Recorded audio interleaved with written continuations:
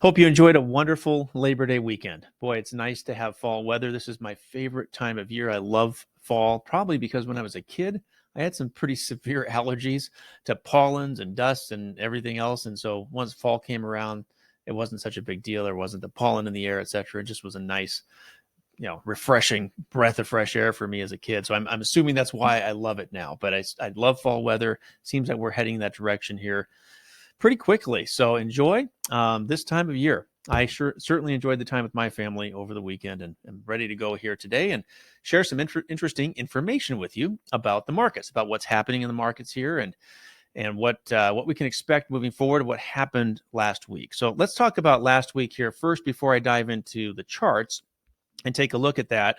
So last week, the Bureau of Labor Statistics, of course, reported on Friday that there were 187,000 new jobs, which was slightly lower, right? Slightly better than the estimates, or slightly lower than the estimates of about 200,000.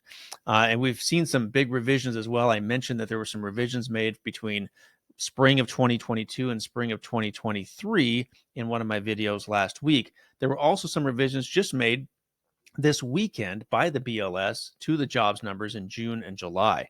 And the combined negative count that they had to subtract off of the job creations for this summer was 110,000 jobs. So negative 110,000 jobs that they had previously reported as being added to the economy in June and July have now been subtracted from that total figure. So there is obviously weakness happening in the job market. We're seeing that happen with more and more of these jobs reports coming out.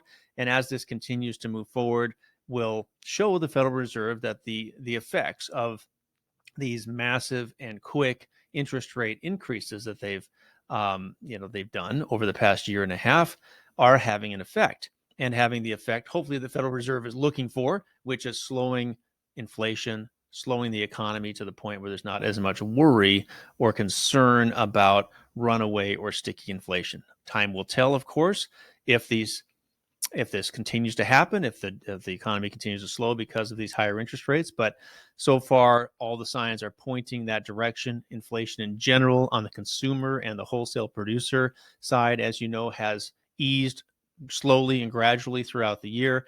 And now over the summer, we're starting finally to see somewhat of an improvement. Well, depends how you look at it. From the Fed's point of view, an improvement, right, on wages and employment, which should indicate that wage inflation, which is their primary concern as a sticking point in inflation, that wage inflation should start to subside, which hopefully will mean they will slow down, stop, or pause, and possibly reverse course next year if we tip into a recession on their interest rate hikes. So that's what happened with that last week.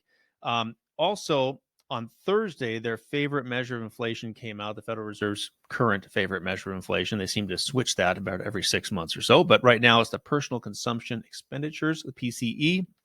That shows a really wide, broad swath of the economy as far as consumer spending habits. And it showed inflation only rose 0.2% in July, after rising 0.2% in June. So this reading is exactly as economists and as the market movers were expecting, was right in line with that. The year-over-year headline, of course, increased from 3% to 3.3%. So there's a slightly higher reading on the inflation to 3.3% from 3% a year ago. But that's just because the year-over-year number that we replaced last month was so low from the year before that it was going to be very difficult to see a lower number than 3% this year. So yes, it increased a little bit, but it appears that things are fairly stable there on the PCE side of things as well. So we're clearly starting, right, to head in the right direction with inflation, although that headline number did look a little suspicious, right, to those who are looking at this, because it went up 0.3% because we were trying to replace such a low number from a year ago. So we'll see how this continues over the ensuing months. Let's take a look at the charts here. As you can see, I have pulled up for you. This is the 10-year Treasury.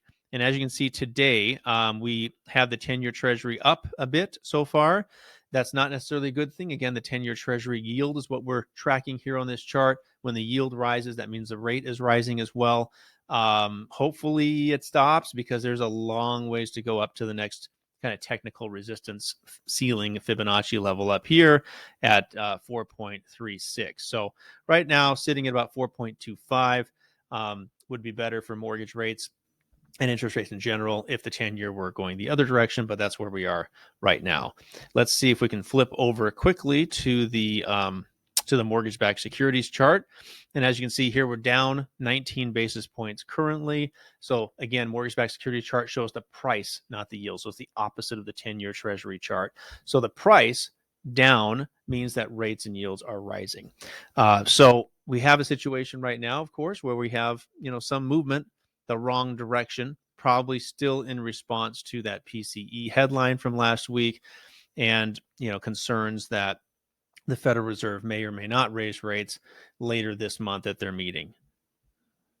Okay, let's see if we got, finally the chart came up. Sorry about that delay, but it does look like we've come down a bit. Now there is a bit of a floor here, some resistance to the 25-day moving average. So hopefully that'll hold as a floor, even if the 10-year goes up a bit more and we don't see the price of mortgage-backed securities continue to fall down here, which could, of course, bring us back to those much higher rates we saw a week and a half, 2 weeks ago when we were down here in this level. So let's stay up here. This sounds like a good idea to me. We'll keep you posted on how things go. Continue to move forward with an interesting year, of course, going into the fall with the housing market. And let me know if you have any questions, of course, anytime about interest rates or mortgage-backed securities or direction things might be headed. I don't have a crystal ball. I'm not going to be able to tell you exactly what's going to happen, but I can at least give you some clues and context. And that's what I'm trying to do on these weekly videos. Hope you enjoy. Have a good day.